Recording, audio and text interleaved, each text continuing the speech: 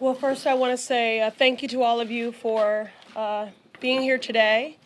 And I want to send a message of gratitude and thanks to the solidarity that we have received from every corner of our country, from our colleagues to our neighbors. We are grateful for your solidarity, your encouragement, and your support in the face of the most recent xenophobic, bigoted remarks from the occupant of our White House. I will always refer to him as the occupant, as he is only occupying space. He does not embody the grace, the empathy, the compassion, the integrity that office requires and that the American people deserve. That being said, I encourage the American people and all of us in this room and beyond to not take the bait. This is a disruptive distraction from the issues of care, concern, and consequence to the American people. That we were sent here with a decisive mandate from our constituents to work on. Everything from reducing the cost of prescription drugs, to addressing our affordable housing crisis, to ensuring that the American people have more than health insurance, but health care. More recently, thanks to the partnership of Chairman Elijah Cummings and the advocacy of myself and a coalition of advocates I've worked with for decades, we held the first hearing on childhood trauma. And in sitting in that hearing, as we heard about the many manifestations and iterations of childhood trauma, in the wake of the public health crisis and epidemic that is gun violence, in the wake of PTSD, in the wake of those battling substance abuse disorder and a host of other things, it was impossible not to think of the trauma that is being inflicted upon children every day at our border. At the end of the day, if we improve the conditions of children in a cage, they are still in a cage. And we are viscerally, vigorously, and fundamentally opposed to the criminalizing, the vilifying, the mass detention and deportation of migrant families who are simply doing what is their legal human right, and that is to seek asylum in the tradition of who we say we are as a country, a beacon of light and hope and of refuge.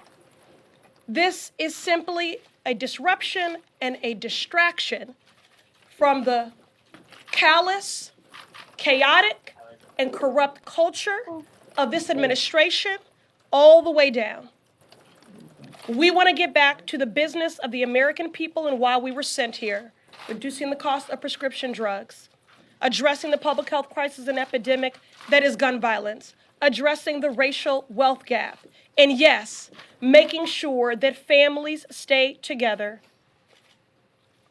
I also would like to just underscore the fact that despite the occupant of the White House attempts to marginalize us and to silence us, please know that we are more than four people.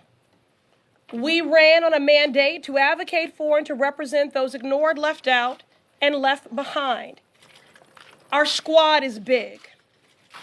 Our squad includes any person committed to building a more equitable and just world. And that is the work that we want to get back to. And given the size of this squad and this great nation, we will not be silenced.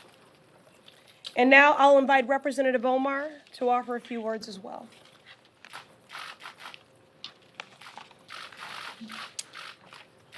Thank you, Congresswoman Ayanna Pressley. This country was founded on the radical idea that we are created equal and endowed by our Creator with inalienable rights. And yes, we have a long way before we fully live up to those values. It is for this reason precisely that we have to take action when a president is openly violating the oath he took to the Constitution of the United States and the core values we aspire to. As Martin Luther King said, all we say to America is, Be true to what you say on paper. I believe this is a pivotal moment in our country. The eyes of history is watching us. Right now, the president is carrying out mass deportation raids across this country in each one of our districts. Right now, the president is committing human rights abuses at the border, keeping children in cages, and having human beings drinking out of toilets. This president, who has been credibly accused of committing multiple crimes, including colluding with foreign government to interfere with our election.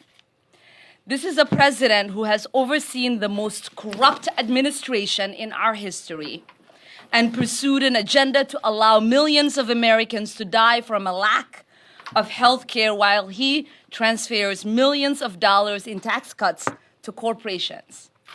This is a president who has said, grab women by the pussy. This is a president who's called black athletes sons of bitches. This is a president who has called black people who come from black and brown countries shitholes. This is a president who has equated neo-Nazis with those who protest against them in Charlottesville.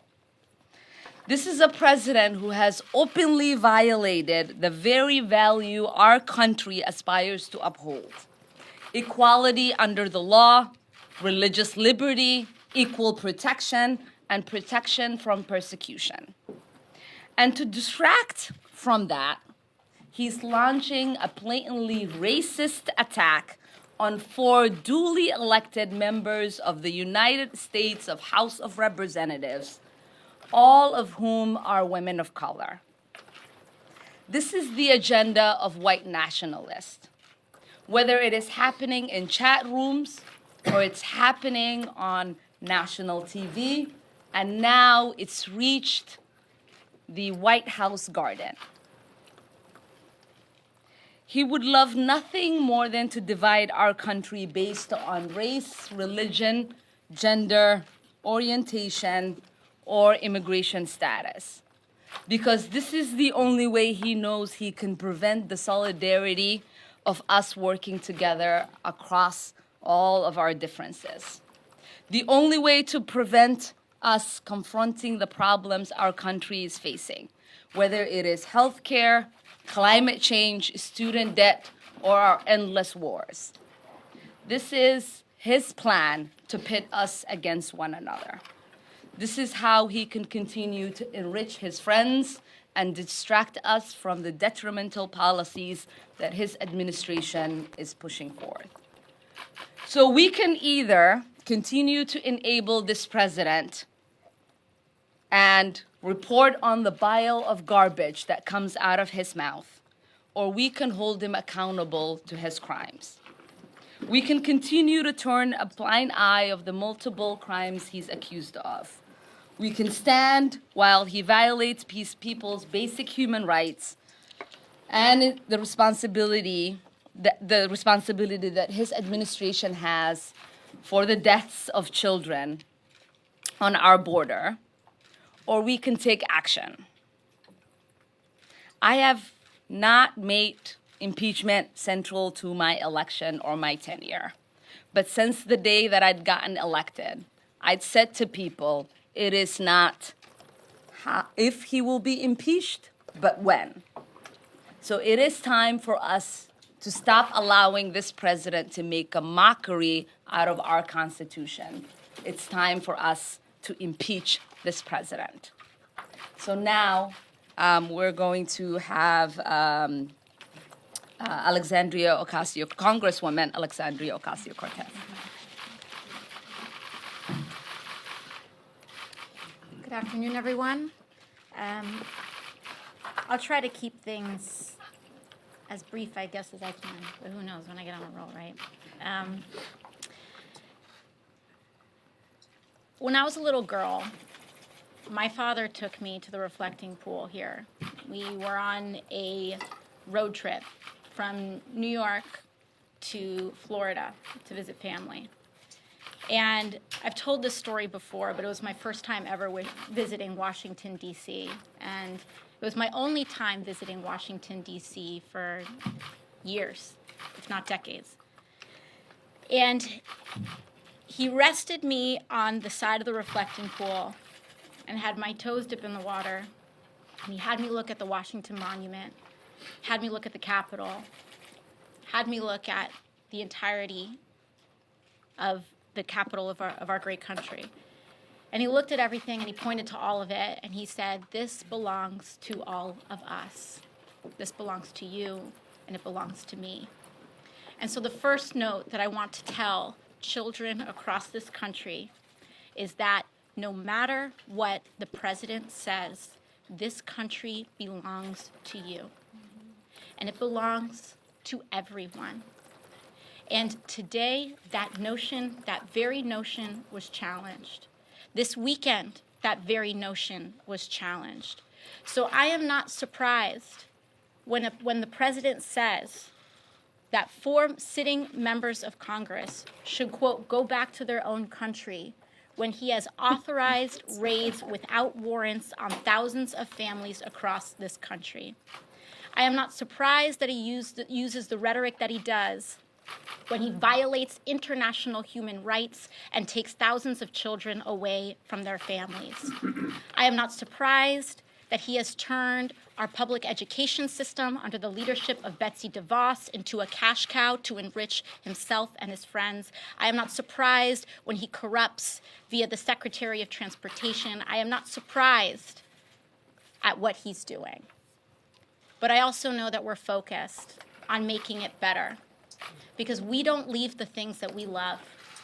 And when we love this country, what that means is that we propose the solutions to fix it. We love all people in this country, and that's why we believe health care is a human right. We love all children in this country, and because we do, that's why we fight for education for all children through college. And so we'll stay focused on our agenda, and we won't get caught slipping, because all of this is a distraction. It's a distraction from what's most important and from our core values as American citizens. And with that, I'll hand it over to Rashida Tlaib. Thank you so much. Thank you to my sisters in service. Thank you all so much for being here. As we all know, the recent tweets and words from the president are simply a continuation of his racist and xenophobic playbook. We cannot allow these hateful actions by the president to distract us from the critical work to hold this administration accountable to the inhumane conditions at the border that is separating children from their loved ones and caging them up in illegal, horrific conditions. I represent the 3rd poorest congressional district in this country, one that is made up of working people who have been targeted by this administration, and their actions and words are hurting them today. I was elected to fight for them, fight for the 13th congressional district. They sent me here to Congress to fight back against the corporate assault and the corruption in our country. This means supporting an impeachment inquiry of this president and his actions by the administration and his appointees. Sadly, this is not the first, nor will it be the last time we hear disgusting, bigoted language from the president.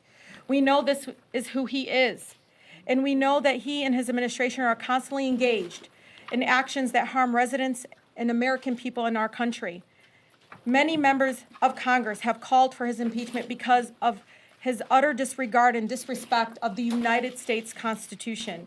And despite this and other many attempts to distract us, we remain focused on holding him accountable to the laws of this land and accountable to the American people. I urge House leadership, many of my colleagues, to take action to impeach this lawless president today. And now we'll take 2 or 3 questions. Mary? Thank you very much. The president today said that many people agree with him and support these comments. I'm wondering if you can speak directly to those supporters of the president and explain why these comments are so harmful and hurtful. And on a personal note, if you can discuss the consequences and impact a bit of these comments. Have you had to up your security? Are you receiving increased threats?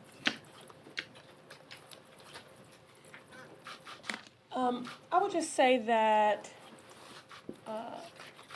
the experience that he offered is in contradiction to the experience that I have every day, including in the airport on my way here.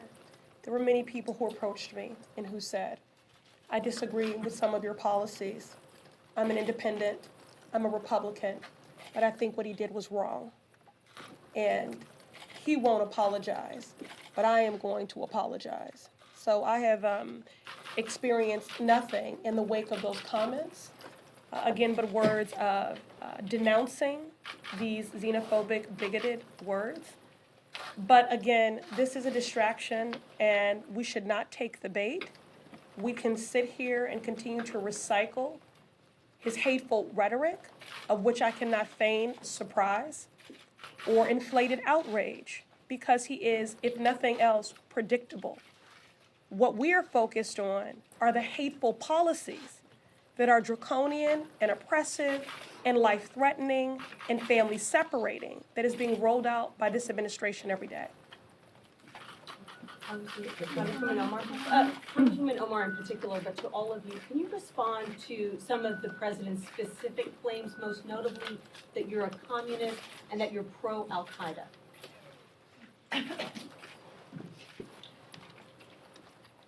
You might have noticed how when he said, go back to where you came from, there was an uproar through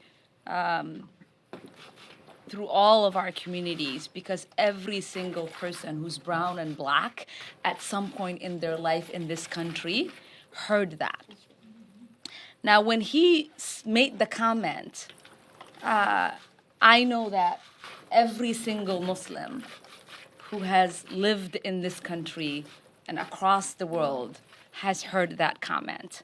And so I will not dignify it with an answer, because I know that every single Islamophobe, every single person who is hateful, who is driven by an ideology of othering, as this president is, rejoices in us responding to that and us defending ourselves. I do not expect every time there is a white supremacist who attacks, or there is a white man who kills in a school or in a movie theater or in a mosque or in a synagogue, I don't expect my white community members to respond on whether they love that person or not. And so I think it is beyond time. It's beyond time to ask Muslims to condemn terrorists. We are no longer going to allow the dignification of such ridiculous statement. Congresswoman Ocasio-Cortez. Some of you have made comments that the president took issue with that were controversial.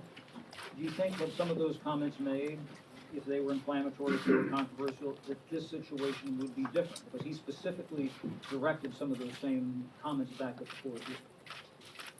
Can you repeat that? The president took issue with some of the comments that some of you have made on a host of issues and turned them back around at the floor. Had those comments not been made, whether they be controversial or not, and you perceive them as being controversial, do you think that that would make this situation different? In other words, he would have the firepower to turn it back around. No. Sorry, go ahead. I will take this, and I think Alex has a great answer for this, so I'll let her finish it.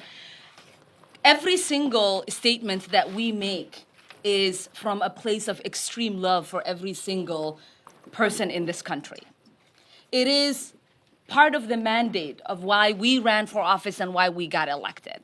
Every single person wants to make sure that they have people in the halls of Congress that is fighting to make sure that they have health care, that they have an education that is suitable in the United States, that they have access to proper roads and bridges, that they have access to clean water and clean air. Every single person here in the United States knows that we are fighting every single day to create a more perfect union and to fight on their behalf. Now, when people say, if you say a negative thing about the policies in this country, you hate this country. To me, it sort of speaks to the hypocrisy, and Alex and I were talking about this. When this president ran, and until today, he talked about everything that was wrong in this country and how he was going to make it great.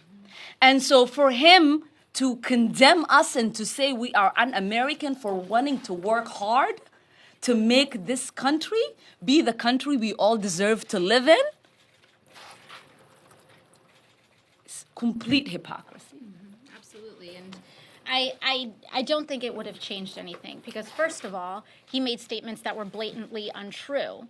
So whether he was citing comments or not citing comments, if he didn't have what he wanted to say, he would make it up.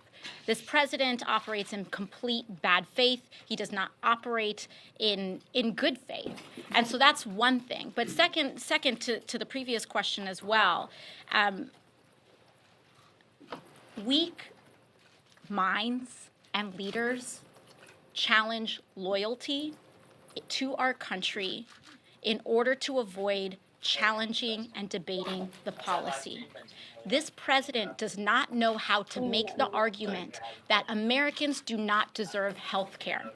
He does not know how to defend his policies. So what he does is attack us personally.